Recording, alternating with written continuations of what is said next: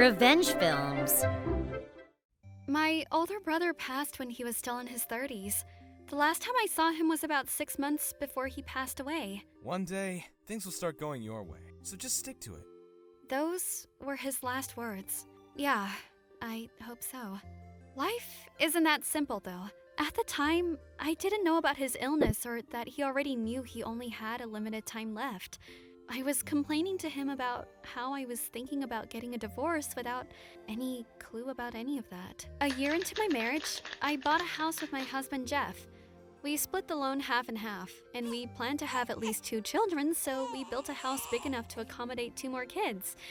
But later we found out that he was infertile. At the time, though, I wasn't worried about it. Jeff wasn't the type of guy who would cheat on me, and I figured I would just live happily together with him. Things started going sideways after his sister, Angela, who was divorced, started spending the night often at our place. Our house was close to Angela's work, and she started using one of our empty rooms as if it was her own. I had my off-season clothes and other things stored in that room, so it wasn't exactly empty. It was more like storage space, but it gradually got filled with Angela's personal belongings. What's all this? She didn't get the message.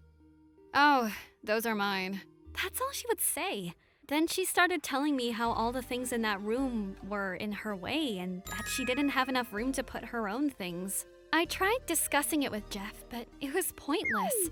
Any time that she worked overtime or had drinks after work, she would sleep at our house and go to work from there the next day. We had AC in all the rooms, but Angela didn't care about our electricity bills. She would put the AC on full blast, and our bills skyrocketed. Jeff and I didn't have many hobbies, but we both loved to drink beer. We always had a stock of beer in the fridge, but whenever Angela would come over, she would drink as much as she wanted and empty out the fridge, and just leave the empty cans lying around in her room. She would eat anything she wanted in our pantries and tell me to stock up more. This is almost gone. Go buy some while you're at the store. After Jeff and I would take a bath, I always cleaned the bathtub, but Angela would fill it up and leave it filled and just leave. She never helped clean the house, wash the dishes, or clean the bathtub even once. Basically, she would drink and eat what she wanted, make a mess, and leave. I was starting to get quite fed up with her. I tried talking to Jeff about it many times, but for some reason, Jeff couldn't really stand up to Angela and couldn't tell her off no matter how many times I begged him to. That dynamic just made Angela get worse. At first, it was only 1 or 2 times a month, but gradually, she started coming more. Since she started coming over, her heating bills, food bills, and alcohol money went down dramatically, and she started coming over more and more whenever she wanted. One day, I was supposed to go on a picnic with some coworkers and friends. I prepared some food for that day, and when I wasn't looking, she stole a bunch of it. I was out running errands for our neighborhood watch, and Jeff saw her stealing it, but didn't even say anything. That made me angry, and I got in a heated argument with Jeff, and gradually, our marriage started falling apart. I was ready to get divorced, but at the same time, it seemed stupid when I thought that I was getting divorced because of Angela. But Jeff was so weak. I was confused about what I was to do. And that's how I ended up consulting my older brother. My brother passed away shortly after that, and he left everything for me to inherit. That's when his words finally made sense to me. My parents were still alive, and I wasn't sure of the legalities, but everything including his life insurance was signed over to me. My brother had told my parents about it before he passed away. Think of it as a gift from your brother, and you live a happy life for him too. My parents were understanding of the situation. I was surprised that my brother had left everything for me, but more than that, I was so sad about my brother's loss and cried for many days after that. I wonder how he felt when he was listening to me, knowing that he wouldn't be around for much longer. It really made me sad to think about these things. I kept my brother's will and the insurance money a secret from Jeff. I was already pretty set on divorce, and I didn't want him, or especially Angela, to find out. There was no way I was going to let her have anything to do with that money that my brother left for me. After receiving the insurance money, I put it in my bank and had my parents hold on to my bank card. I would be okay for a while even if I got divorced, so I gradually started moving in that direction.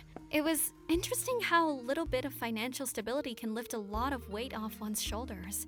I was thinking about the right time to break it to Jeff when... Maybe I'll just move in, Angela said as she was relaxing on my sofa one day. I'll pay you $300 a month for rent. How's that? I mean, it is kind of weird to ask your own sister to pay, but Katie would probably get on your case if I didn't. So, whatever. That was a pretty annoying statement, but I sat there and waited for Jeff's response. I could tell that he was looking at me for answers as he pretended to think about it.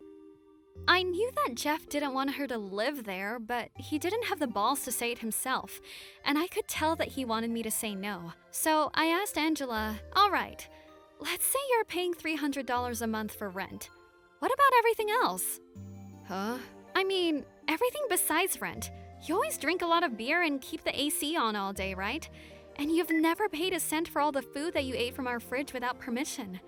But what about all of that? When I asked her that, she seemed upset. What the hell are you saying? I'm your sister-in-law.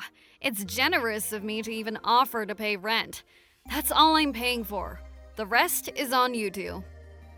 She came on strong. Well, I expected her to say that, but actually hearing it was pretty annoying. That's pretty much freeloading. How does it make sense for someone with a job to pay $300 for rent and expect us to pay all of your other expenses? Where's your common sense? Shut up! I'm Jeff's older sister. I looked over at Jeff while we were arguing, but he seemed like he didn't want to get involved. He just sat there expecting us to duke it out like a little girl. And I had had enough. Well, you guys can have fun discussing it. I'm out of here. I want a divorce, Jeff. But what should we do about this house? I mean, half of it does belong to me, right? I left it at that, gathered my things, and walked out. Jeff and Angela both looked awestruck. I can still remember their faces.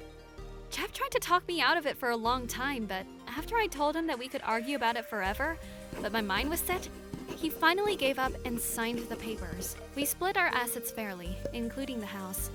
Angela said that she would help pay the loan and wanted to keep the house. But Jeff finally realized that it was Angela that destroyed our marriage and decided to get rid of the house and move somewhere far away from where Angela worked. On a side note, Jeff later got remarried to another woman who was also infertile after sympathizing about their similar circumstances. And I also got remarried and have children now. It's a bit ironic to think about how it was thanks to Angela ruining my marriage that I was able to have children, but honestly, I had given up on children, so I was very happy to have some now. Jeff and I had moved on, but Angela was still alone. She was getting too old now, and although she hasn't given up yet, with that personality, she'll probably have a hard time finding someone. It wasn't like I divorced Jeff out of spite, so when he told me about his new marriage, I was happy for him. If Jeff had been stricter towards Angela back then, things could have been very different. Life takes many unexpected turns, but I am grateful for my family that I have now. And it seems like Jeff is happy too. Deep down, I'm kind of happy that Angela's having a hard time after all the trouble she caused for us. It's thanks to my brother that I'm happy today. He's not here with me anymore, but he will forever be my one and only brother, and I will forever be grateful to him. How was today's video? If you enjoyed it, please subscribe, like, and leave a comment. Stay tuned for more.